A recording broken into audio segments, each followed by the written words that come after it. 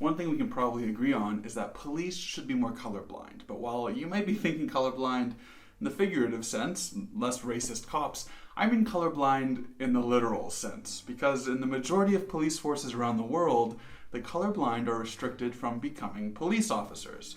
So today on Chromophobe, we're going to take a tour around the world, stopping at 6 English-speaking countries and explaining the color vision requirements for joining the police service in each. And yes, there is one city in the Anglosphere that will accept those with even the strongest color blindness. Throughout, I'll be using the quirks of every country's requirements to dive into one of the reasons these bans on colorblind cops exist and why I think they should be scrapped. If you've been caught unawares on your color vision deficiency when you've tried to join the police, first, I'm sorry, that sucks. Countless other applicants in your position from around the world have faced the same verdict. Of them, a few have had the insolence to challenge the ban, always unsuccessfully, and the resulting correspondence or proceedings are often freely available online. Reading through several of these cases, the police department, who now has to defend their ban on the colorblind, has had to cobble together some justification, which I've always found exceptionally weak. For example, many of these police departments, regardless of the country, cite the same paper in their defense, a study from 2008 which gave a questionnaire to 500 active Northern Ireland police officers. The relevant question asked, how important is good color vision for effective policing? Not very shockingly, about 2/3 of them said very important. Does that prove the requirement is justified?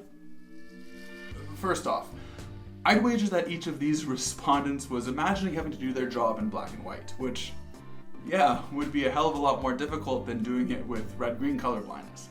Second, asking a bunch of color normals how they'd be able to police if they lost their color vision is like asking someone how they'd be able to tie their shoes if they lost their thumbs. If you were born without thumbs, you could probably tie your shoes just as well as anyone else. The colorblind have spent their whole lives with their deficiency and in that time have accumulated an intricate arsenal of coping mechanisms that color normal police just can't imagine. Plainly put, people who become colorblind suck at being colorblind, but when you've lived with it your whole life, you know how to adapt. Third, that question is missing a lot of context. A similar question was posed by a much better designed study from the government of California in 1984, which interestingly is never cited by police departments cobbling together a justification of their ban. This study focused on 17 visual skills determined to be used by the police and had officers rank those in terms of importance to their job. Of the 17, the 2 involving color were ranked overall as the 2 least important visual skills. Considered more important were dark adaptation, peripheral vision, glare tolerance, along with a dozen other skills unrelated to color vision. Besides visual acuity, how clear your far vision is, and sometimes peripheral vision, none of those other skills, which are apparently more important than color vision according to police officers, are tested for when hiring police officers. The obvious rebuttal is that color vision is tested for because color vision is so common at about 4% of the population. But 3% of the under 60 population has peripheral vision loss, and that doesn't seem to be prevalent enough to test for in most police departments, despite apparently being more important to a police officer's job than color vision. No, I think the real reason it is so common to test for color vision is because it's so easy to test for color vision, namely with the Ishihara book. If it were harder or required expensive equipment, we would just not do it.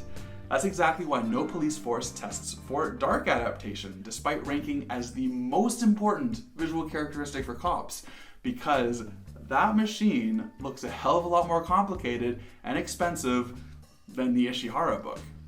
That's just my theory though, because in the justifications of the bans, the police departments do try to throw together a few reasons that the bans make sense to them. Almost all of them boil down to 3 main categories: person and vehicle descriptions, firearms, and driving, each of which I'll describe in the context of one of the countries we'll be visiting. So, let's start the tour. First stop is New Zealand. Yes, that's right, nobody's gonna forget about you on this... crap, they're not there. New Zealand police start by screening for color blindness with the Ishihara, but have a long list of allowable tests where passing any of them is sufficient for acceptance. This should allow most mildly and moderately colorblind to get through. Oh, and if you need more information of any of those tests I'll be mentioning in this video, I've got some write-ups on each of them in the glossary on the Chromophobe website, link in the description. Our next stop is Canada, where the RCMP have been following the advice of the Canadian Ophthalmologist Society and using the Ishihara test as a screener and the Farnsworth D15 arrangement test if the Ishihara is failed. The Ishihara test is designed to catch every color vision deficiency, but the D15 is a lot more forgiving. About 50% of those who fail the Ishihara will pass the D15, which means most colorblind with mild and many with moderate defects can still pass it.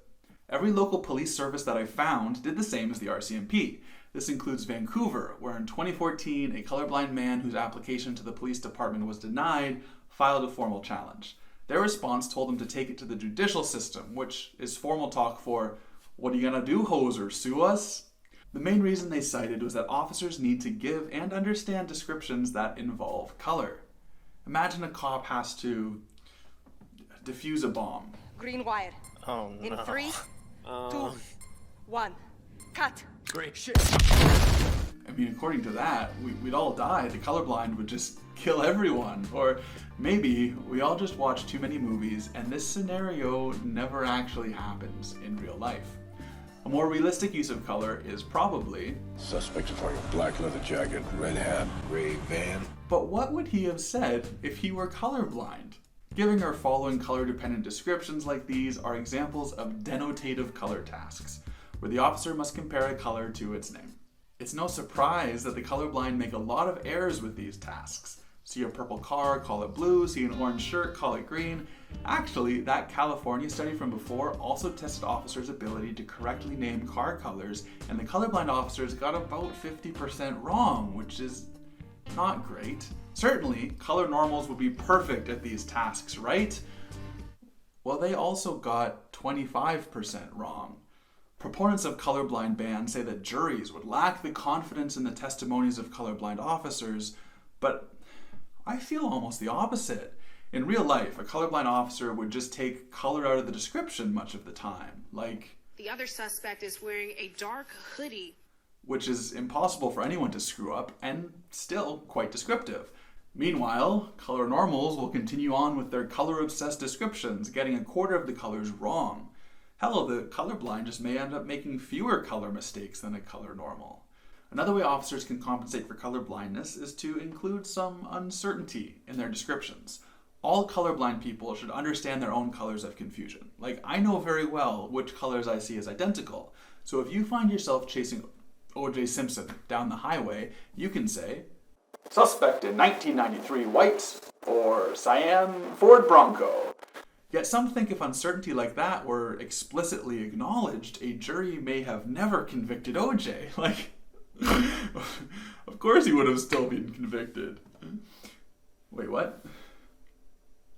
I mean, what's worse? Confidently giving a possibly incorrect color or including the uncertainty directly in the description? The suspect is currently wearing a white or blue t-shirt. Or The suspect wearing a black or brown wig. Or how about any of a plethora of non-color related descriptions? The suspect is wearing a large watch.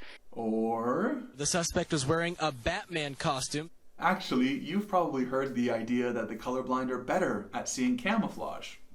Well, See that one of the suspects is wearing a camouflage jacket. I understand color is still useful to color normal responding officers, but the colorblind are also good at compensating for our lack of color vision. For example, which of these descriptions do you think is more useful? The color Fleeing in a gold car. or the colorless? Flee in a 2015 Nissan Altima with Virginia tag. Not to say every colorblind cop is going to have this level of observation skills. I'm just saying that selecting for those capable of giving the most specific descriptions just seems kind of like splitting hairs and not a reason to disqualify someone from being an officer. I mean, women are supposedly both more observant and more specific with color naming than men. But how ridiculous would it be if we just, on those grounds, banned all men from being police officers? Careful. You think about that one for a little bit too long, and it starts sounding like a good idea. Some people really think that some slight drop in color specificity would lead to the collapse of society. One particularly comical opponent of colorblind police officers wrote on Reddit, "If you can't tell if the suspect was wearing a red hoodie or an orange hoodie, how will the other responding officers know who to tackle for robbing that little old lady?" And that was said in serious, but let me just say, if you are an officer who gets a description of a burglary suspect as red hoodie and tackles the first red hoodie wearing person you see, you rely too much on color. Ooh, you sneaky devil. Let's say a colorblind officer receives a critical order. Shoot the man in the blue shirt. Standing before him are a man in a blue shirt and one in a purple shirt, but to the colorblind officer, they both look blue. How do they know who to shoot? Now, say a color normal officer receives a description. Shoot the man in the blue jacket. But there are two men in blue jackets. How do they know who to shoot? Well, the exact same thing would happen in both of these unlikely situations. The officer would use any of the other 100 pieces of available information to make their decision. I found it put best by Tony Long, who served a 25-year career as a colorblind officer in London's Metropolitan Police and was formerly described as the deadliest cop in London. His take: you don't shoot someone based on the color of their jacket, you shoot someone based on their actions. Speaking of shooting people, the next country is the US. The FBI and the vast majority of municipal police departments also follow the same standards as Canada, with the Ishihara as a screener and the D15 as the definitive test. However, most jurisdictions on the West Coast will start with the HRR test as a screener, which is similar to but a way better test than the Ishihara, and if that has failed, we'll give the option for a field test. This field test has been described in some online forums as walking down the street with an ophthalmologist completing denotative color tasks. That is, either naming the colors of objects as the doctor points to them, or pointing to objects of a certain color as the doctor names them. Sounds like a pretty easy test, but it's difficult to say how easy it is compared to the D15 because it's obviously not standardized. There is no clear pass-fail criteria, and the test conditions can be all over the place. Back in the 1970s, it was common for the police to ask recruits to simply name the colors of toy cars on the desk, but they switched to the Ishihara for something more standardized. The other advantage of tests like the Ishihara and HRR are that they bypass color language, focusing only on color vision. Most color vision critical jobs, like train driver, pilot, firefighter, rarely need to perform these denotative color tasks. Their tasks are all connotative. That is, you just need to understand the meaning behind a certain signal, but color language is irrelevant. However, we established earlier in this video that a police officer's use of color would be highly denotative, way more than those others, so it definitely makes sense for these West Coast states to use denotative practical field tests instead of the D15. And if any jurisdiction has a comprehensive understanding of the color vision requirements of the police, it's California. They have an amazingly comprehensive justification for all of their vision requirements available online, link in the description. Anyway, we'll be getting back to practical tests later, but first, over to India, which has a historically negative view of the colorblind. It should be no surprise at all that all colorblind people are barred from the Indian police services. The IPS screens with the Ishihara test, but the ultimate decision comes down to a test with the Edridge Green Lantern, where you see tiny circles of light and have to name the color. Unlike the similar Farnsworth lantern often used by other industries in the US, the 130-year-old Edridge Green Lantern is actually as strict as the Ishihara. One study out of India showed that no subject that failed the Ishihara was then able to pass the Edridge Green Lantern. So, sorry India, that means even the mildest form of color vision defect is going to see you barred from the police. My main beef with India's requirement, though, is it's got no nuance. Nobody with any hint of color blindness can do anything in the IPS. Hell, even administrative roles in the IPS are unflinchingly inaccessible to the colorblind, which makes no sense. Look, it would be silly to argue that colorblindness has no effect on an officer's performance, but my biggest objection to restrictions is that they're always absolute. Being colorblind is not just a disadvantage for a recruit, it's disqualifying. and to disqualify an otherwise exemplary candidate on grounds of colorblindness is ridiculous. Actually, disqualifying anyone from anything on any single metric is kind of ridiculous. I had a friend in my engineering class who got A's in every single class until suddenly, for whatever reason, failed some pointless supplementary communications class. Now imagine being a company with a policy that any failed class was disqualifying, and instead of my friend, hiring an otherwise identical straight C student instead of the almost straight A student. It sounds like a terrible policy for everyone, except that straight C student. I mean, Derek Chauvin passed his Ishihara. What quality colorblind candidate did Minneapolis pass up to hire that douchebag? Of course, it's not just colorblindness that is disqualifying. There are so many other characteristics that can have you automatically stricken from consideration. In a world where we want to stop police departments from devolving into paramilitary organizations populated by a bunch of cookie-cutter brutes, it's these hiring practices that kill the diversity of your police force. I'm simply saying, I understand accounting for colorblindness in a hiring rubric, but using disqualification metrics is lazy and just making your police force weaker. Our fifth stop is the UK, whose rules vary slightly depending on the nation, but are all pretty similar. Recruits are generally tested with either the D15 or the City University test. However, failing these tests does not disqualify you from working as an officer. Rather, it may ban you from becoming a rapid response driver or an armed officer. 10 years ago, this restriction wasn't so consequential since British cops are famously armed only with billy clubs and a dry sense of humor. Recently, however, it has become newsworthy due to the rollout of tasers to every officer except the colorblind. You see, the tasers use a laser sight, so the officer ostensibly needs to be able to see that laser to know where they're pointing, because how else would you know where your gun is pointed? The problem is, the laser is red, and the colorblind, mostly protans, are really crap at seeing red lasers. I absolutely confirm that red lasers are my goddamn nemesis, and I may have some issues with aiming a laser-sighted taser, but instead of banning colorblind officers from carrying this device, which is touted as de-escalating 90% of situations by just being drawn, just change the color of the f***ing laser. Blue lasers, green lasers, way brighter and easier to see regardless of color vision. Former gun-wielding London cop Tony Long, who I brought up earlier, had the following to say about the new rules, quote, "A lot of people are up in arms about it because it is nonsense. It's some pen pusher finding problems that don't exist," end quote. And I couldn't agree more. A couple years back, there was a challenge to this policy citing data that taser-equipped officers are way less likely to be injured than their unarmed colleagues. A colorblind officer's right to personal safety is therefore discriminated against by not being able to carry a taser.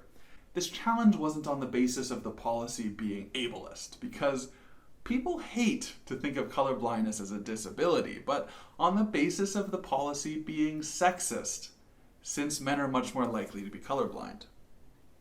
On the bright side, the challenge was successful, and the policy was changed to allow colorblind officers to carry tasers with some extra training. But why did we need to bring sexism into that equation? Like, you mean to tell me that if colorblindness affected men and women equally, that we would still have this ridiculous no taser for the colorblind policy? And after all that, those lasers are still red. Not for a practical reason, but because some idiot probably thinks red is a lucky color. Last stop on our tour is Australia. The Federal Police and New South Wales, Queensland, and Victoria Police start with the Ishihara screener, which then leads to a complicated flowchart of possibilities that they keep fairly close to their chest. This allows them to use discretion, which can be good or bad, but also protects the nature of their proprietary screen-based practical tests, where you must name some car and clothing colors. As I brought up earlier, with the field tests on the American West Coast, it would be nice if those were more standardized, and it seems like Australia has managed to do that to some degree. But I could find very little info on it, probably because it could get compromised if it was leaked. Fair enough. Where things start to get trickier is where they treat protans and deutans differently. If you've been with my channel for a while, you've probably seen the video I made on when Australia banned protans, who make up about a quarter of the red-green colorblind, myself included, from getting commercial driver's licenses.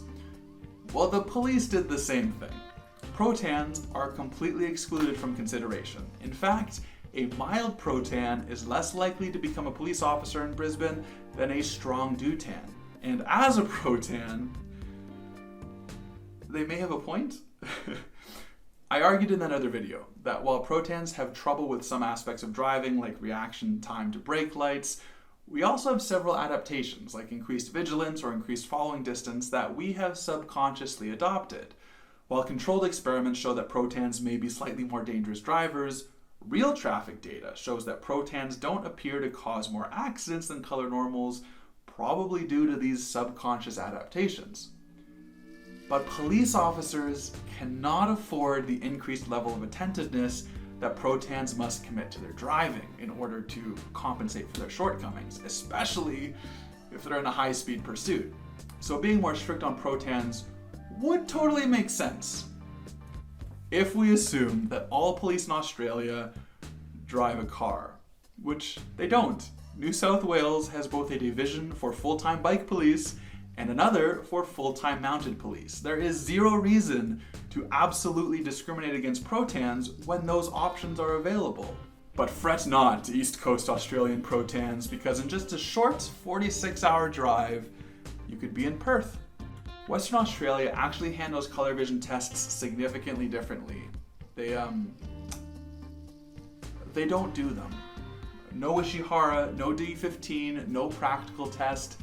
They don't care. Now I know what Aussies think of Perth, that Perth ain't worth the earth that birthed it, and this is just another podunk policy that they're too bogan to do anything about. Then why does Western Australia have higher public satisfaction ratings than the police of every other state in Australia? Maybe they're onto something. In fact, dear Western Australia Police Force, as the only Anglophone region in the world that doesn't test police recruits for colorblindness, you should be advertising that fact. Think of all the highly qualified colorblind recruits that couldn't find a job in Australia or even some of the other countries mentioned in this video. Time to capitalize on others' mistakes. Sincerely, Protan. So ends our world tour. Maybe it's giving you some hope. Honestly, it's one of the last jobs I'd want, but you gotta follow your dreams. You may just need to broaden that dream a little bit. There are actually a few decent alternative jobs within law enforcement that don't follow the whole Paul Blart Mall Cop pathway. For example, in Canada, being a Customs and Border agent has no color vision requirement, and in some US states, being a correctional officer, a prison guard, has no color vision requirement. Plus, I've read 2 stories online of people transitioning from these roles into a police department while bypassing the medical requirements. Sometimes you just gotta be flexible with your career, which is why I will be starting my master's studies in September. This is Chromophobe.